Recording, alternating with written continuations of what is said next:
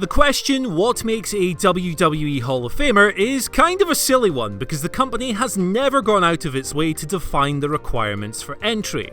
Let's just take a quick look at a cross-section here. You've got Koko B. Ware, you've got The Godfather, and those guys are rubbing shoulders with Steve Austin and Shawn Michaels, and it's totally fine. This is a place for loyal mid-carders as much as it is all-time legends. Now, some people think this is a problem, but I have to disagree. I think it's pretty cool that a guy like The Godfather, who was with WWE for a long time, can have his moment in the Hall. Now, as far as other potential entry requirements go, well, look at a guy like Nick Bockwinkel, unquestionably one of the best American wrestlers ever, but he barely lifted a finger for Vince McMahon, and yet here he is.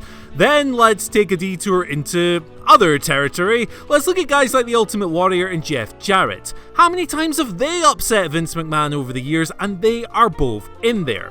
What I'm saying with all this is that it takes a lot to get ruled out of the Hall of Fame entirely, but the people I'm about to talk about today found a way to do just that, despite their incredible bodies of work. So let's get on with it. I'm Andy for WhatCulture Wrestling, and here are 10 wrestlers we will never see in the WWE Hall of Fame.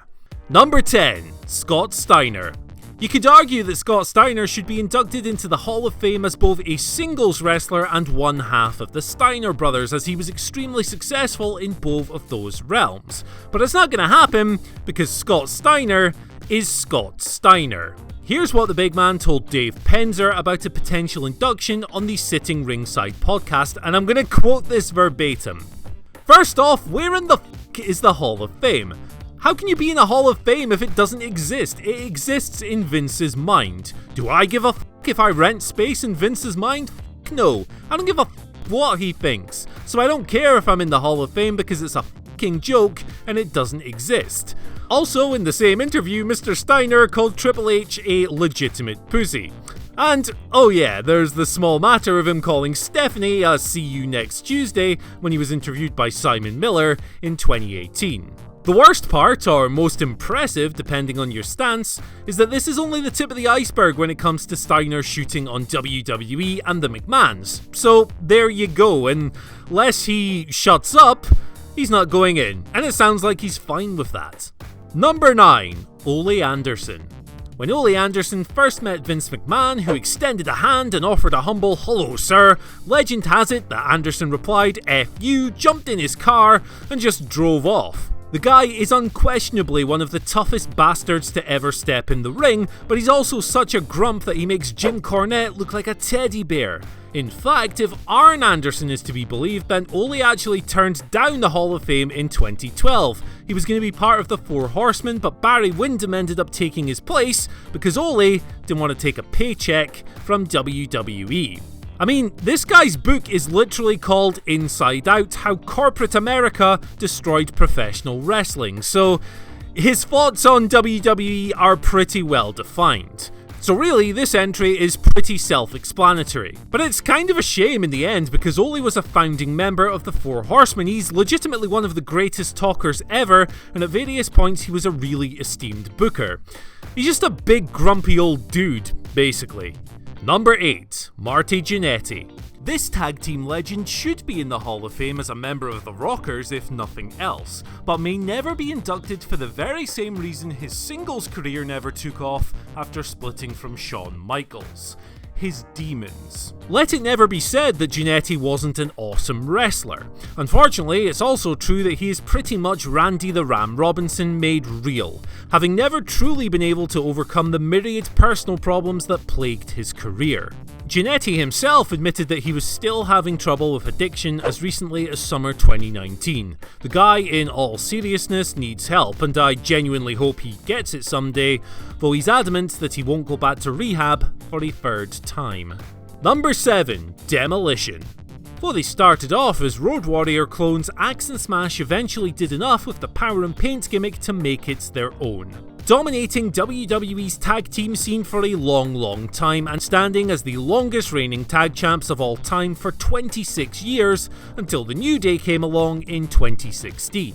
Demolition should be no-brainers for the Hall of Fame, but the fractured relationship between Axe and WWE makes that impossible.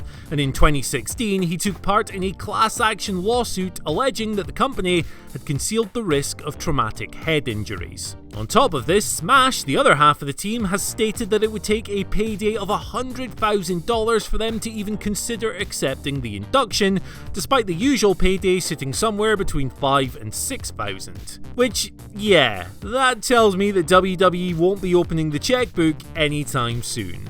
Number 6. Dick Murdock. Captain Redneck was a number of things. He was a great technician, a crazy brawler, a top-level bumper and seller, an elite psychologist, and, oh yeah, a bloody KKK member. Now the accounts vary, but depending on who you believe, Murdock was either closely associated with the terrible racist group, or he was a full-on member. Tony Atlas, Bad News Brown and Rocky Johnson have all gone on the record to say this, and even Dusty Rhodes, his old tag partner, used to tell an old road story about how Murdock would take him to a KKK rally without even telling him beforehand.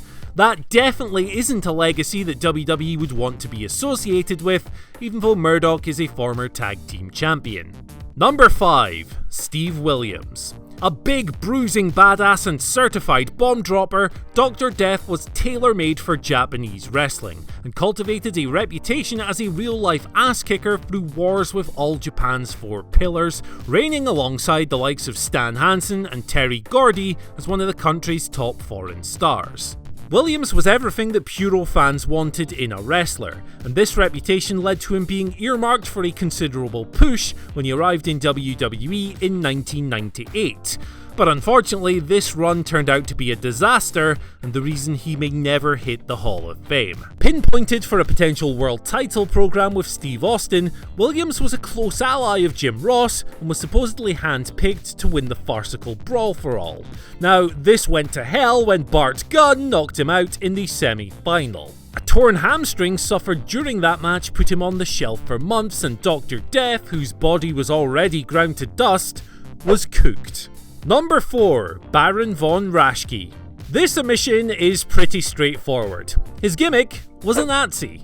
Yes, it was just a character and an effective one, but look, the guy wore swastikas, goose-stepped around the ring and spoke with a heavy German accent. They can't just ignore these things, that was Baron von Raschke, so they'd really have to acknowledge the fascism, and there's absolutely no way in hell they're gonna do that. The Baron's later years saw him ease off on his more overt motifs, and the man behind the character, James Ronald Raschke, was actually as all-American as they come and was ex-US military. The character he played was a huge success, but he isn't getting in. Number 3. Sabu. This is another Scott Steiner situation, not because Sabu has ever called Stephanie McMahon a "see you next Tuesday", but because the ECW icon just doesn't want to be part of the Hall of Fame. "I care nothing about the WWE Hall of Fame" is what he said back in 2015, saying that the ceremony wasn't done to honour wrestlers, but to make money for WWE. "It's the fakest Hall of Fame I have ever heard of," he said. And if WWE did approach him about joining, he would accept it, only to, in his words, go up to do my speech and mother effer them. ECW guys don't often receive Hall of Fame consideration, though if they did, you'd have to think that Sabu's name would be pretty near the top of the list.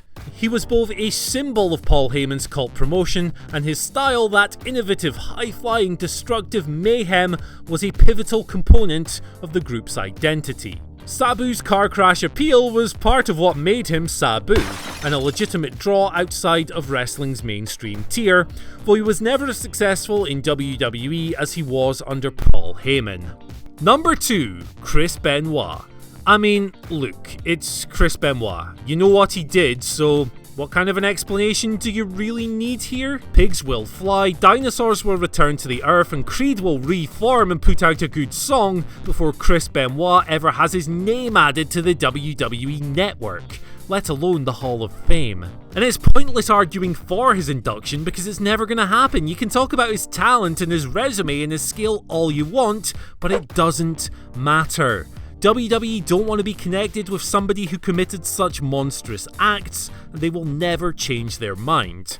Okay, so alleged murderer Jimmy Snuka, he's in the Hall of Fame and he hasn't been removed, but that was 24 years ago, and things may have gone a lot differently had he not been deemed unfit to stand trial in 2015.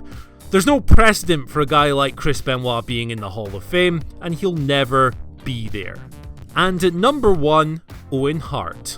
Let's make 2020 the year we finally stop campaigning for Owen Hart to go in the Hall of Fame. If you're doing that, you need to understand that you're doing it against the direct wishes of his widow Martha and his son Oj and Athena, who don't want the guy's name being glorified by the promotion that negligently strapped him to an unfit for purpose clip that was designed to release on only 6 pounds of pressure, then had him descend from the rafters, leading to his death. They'd rather not be associated with a company that didn't even bother to stop this show, and then tried to villainize Martha when she sought justice, and still set Jerry McDevitt, their legal attack dog, after her to date. And there's not a single wrestling argument that can counter this. I'm sorry, but there's not even one. Wrestling, in this case, doesn't matter. If you want to honour his legacy, well, go and donate to the Owen Hart Foundation, which works to rehome struggling members of society and also helps children in need earn scholarships for school, college and university. This is the legacy that Owen wanted to leave, and it's one worthy of support. Now, Martha has allowed Owen to be inducted into other Hall of Fames, and she said that she's willing to work with other groups as well. It's not wrestling that she hates, it's WWE, and I mean, really, you're not in a position to judge that. Neither am I. Nobody is. It's up to her, it's up to Oj, and it's up to Athena. So that's our list, but can you think of any others? Let us know down in the comments section below. After that, don't forget to like, share, subscribe, and ring the bell for notifications. Then you can follow us on Twitter at WhatCulture WWE and myself at Andy H. Murray, where you can tell me how wrong I am. Goodbye.